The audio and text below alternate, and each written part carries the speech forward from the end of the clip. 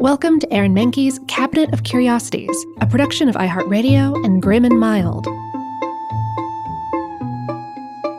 Our world is full of the unexplainable. And if history is an open book, all of these amazing tales are right there on display, just waiting for us to explore. Welcome to the Cabinet of Curiosities.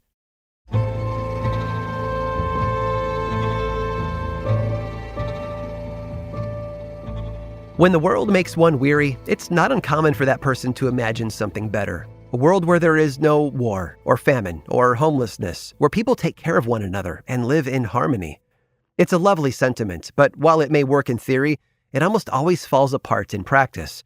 Communes and organizations led by one person, often a man, end up the same way. They turn into cults. That wasn't the goal for religious philosopher and preacher John Humphrey Noyes, but even his idealistic troupe wound up with that notorious label. However, unlike other cults, his didn't end with a mass death or suicide. It ended with spooning. John was born in 1811 in Brattleboro, Vermont. His father had been a teacher, a minister, and had even served with the U.S. House of Representatives, while his mother happened to be the aunt of the 19th U.S. President, Rutherford B. Hayes.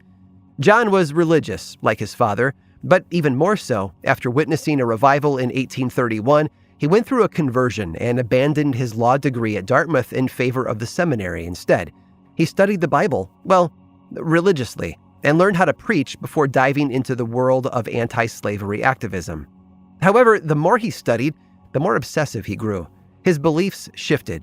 For example, while enrolled at the Yale Theological Seminary, John had tried to pin down the date of Christ's second coming, which to many was meant to be a date set far into the future. But not to John.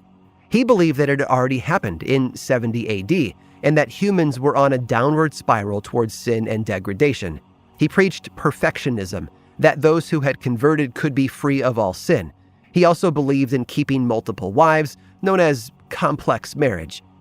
His views got him expelled from Yale, with his professors labeling him as a heretic. But that didn't deter him from exploring them further. He believed that his faith had given him carte blanche to ignore the traditional moral values of the time, and that he could do as he pleased. His family encouraged him to return home and find a new path, but John refused. He instead traveled around, preaching to anyone who would listen and picking up strays in a way. One of those strays happened to be a woman named Abigail Merwin, who was already married when she started following John's teachings. John, however, developed feelings for his student and wouldn't let a trivial thing such as marriage get in his way. In 1837, he created the idea of a spiritual spouse, which flew in the face of traditional monogamy. To John, relationships were meant to be shared, and the more wives a man had, the merrier. In fact, the term free love, which picked up steam during the late 1960s, was originally coined by John.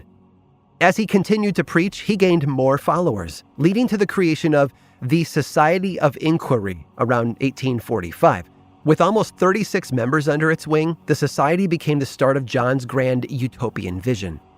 Unfortunately, John's unorthodox beliefs, especially those concerning his 9 wives, were not shared by the Vermont legislature. The spiritual leader was arrested and charged with adultery. However, he was released before the start of his trial in April and used that time to organize his followers and leave Vermont entirely. So they moved to New York, where they settled in a small city in the middle of the state. John happened to know some of the fellow perfectionists there who were able to share a portion of their land and help his people get established. He even renamed the group after their new home. What had started as a modest commune eventually grew into a palatial state that they called the Mansion House, completed in 1862. And how did they get the money to build such a house? Well, they sold all manner of goods, such as canned fruits and vegetables, thread, leather bags, and hats. But it was the production and sale of something even more desirable that put their commune on the map. And even after their community fell apart in the early 1880s, that business continued to thrive. Look in most kitchens today, and you're likely to find something from the company, some product of the lucrative business they began almost 200 years ago.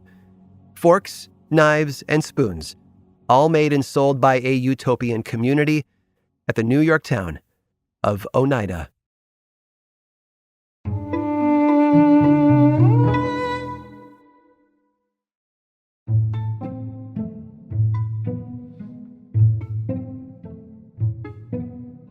Read any book, watch any movie or TV show, or see any play, and you probably don't realize that they all have one thing in common: William Shakespeare. Even though the playwright behind Othello, Hamlet, and King Lear may not have written the works being produced today, his tropes and his words are all over them. Stories about deceitful family members, star-crossed lovers, and enemies who become lovers can all chart their origins back to Shakespeare. So can words like lonely, swagger, and zany. Shakespeare was responsible for more than 1,700 words in the English language that we still use today. But he was far from the only writer of his time. Many had come before him and had also contributed significantly to the written word. However, one stands above them all.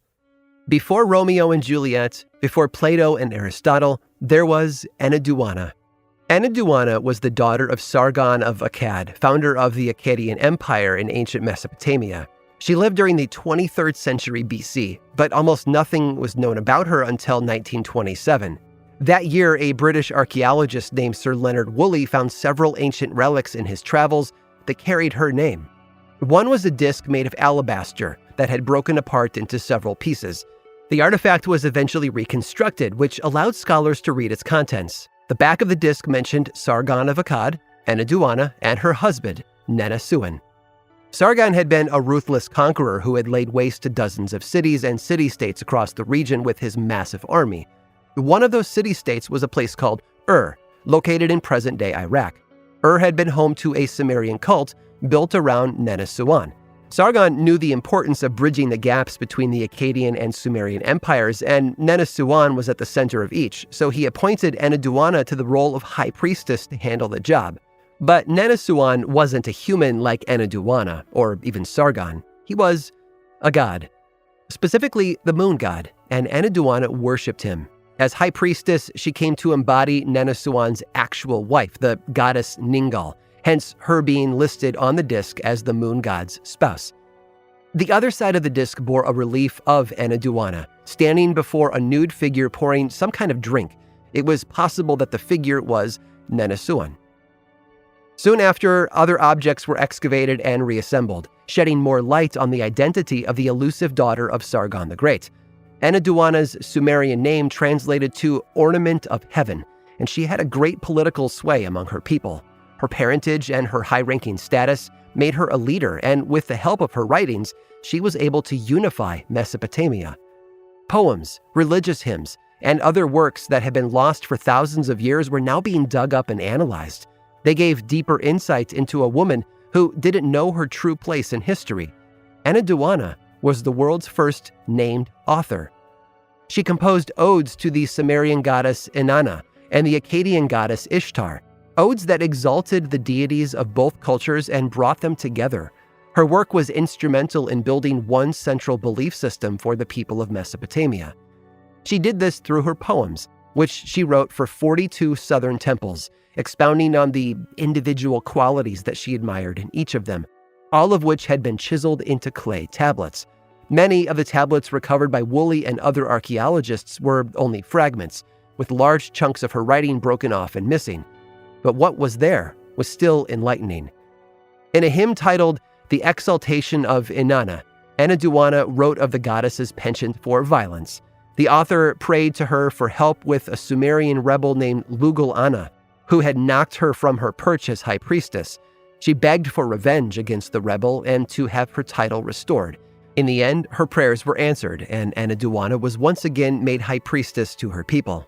Another hymn, which was told from the goddess Inanna's perspective, spoke of revenge against the mountains of Iba, because they would not bow down to her. After being turned down for help from the other gods, she destroyed the mountains herself. According to some experts, this hymn was Enheduanna's way of telling a fictional story about a very real ecological disaster that had occurred. Enheduanna was a person unlike any other. She didn't just pray to her gods, she wrote poetic narratives about them. They became like characters to her, with lives and wills of their own. Not many people know who Enheduanna is today, and that's a shame, because there is still so much she can teach us. She wasn't just the first named author. She was among the very best who ever lived. I hope you've enjoyed today's guided tour of the Cabinet of Curiosities. Subscribe for free on Apple Podcasts or learn more about the show by visiting curiositiespodcast.com. This show was created by me, Aaron Mahnke, in partnership with How Stuff Works. I make another award-winning show called Lore, which is a podcast, book series, and television show, and you can learn all about it over at theworldoflore.com. And until next time, stay curious.